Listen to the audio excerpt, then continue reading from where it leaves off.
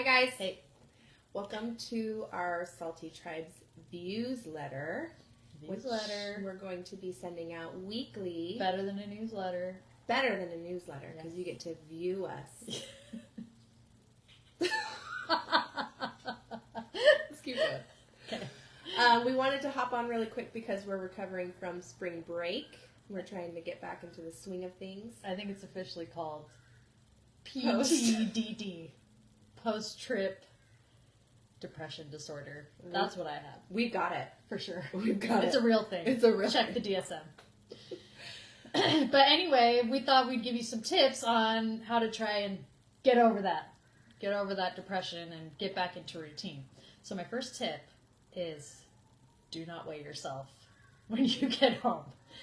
Say maybe you ate too many cookies from AM PM because you found that they're delightful. Just hypothetically. That's an example. Hypothetically. That didn't happen.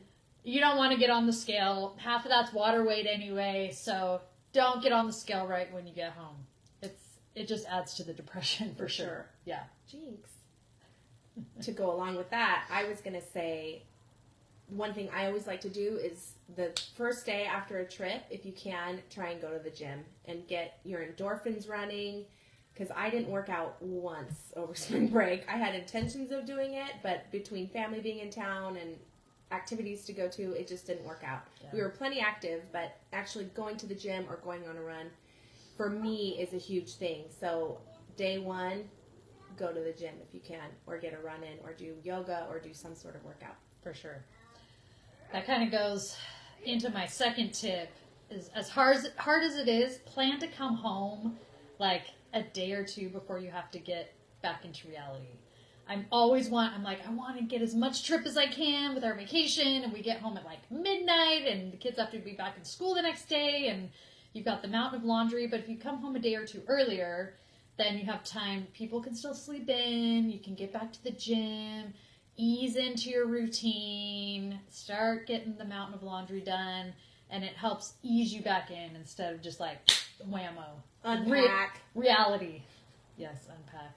Reality hits you in the face. So try and plan some buffer days into your trip. Yeah. Not buffer hours. No. Buffer Okay. days. Next one is get some sleep.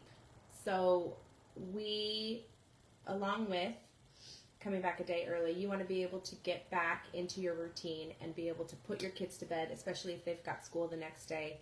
My kids were up late all week last week with friends and cousins, and I remember last night I was like, okay, 8 o'clock. Yeah. I don't care if you're tired. I don't care if you want to stay up for another hour. It's time for bed because you're all going to be waking up at least an hour earlier than normal. So, and they need to be back into the routine too. They need to do it, and we as adults do too. Like, you know. So yeah, go to bed. Okay, our last and final tip. If you're still feeling the effects of PTDD, as I do, start downloading your pictures from your trip and maybe putting them into like a chapbook or, another photo album system, and it'll remind you of like all the awesome times you had, the great memories from your trip, and kind of get you back in. Ease you back into reality while you're still remembering your trip. And always, one of the best reliefs for PTDD is start planning your next trip. Plan your next trip. Plan it. And if you need tips, you know where to go. OurSaltyTribes.com. All right, guys. We'll talk to you next week. All right. Have a good one. Bye.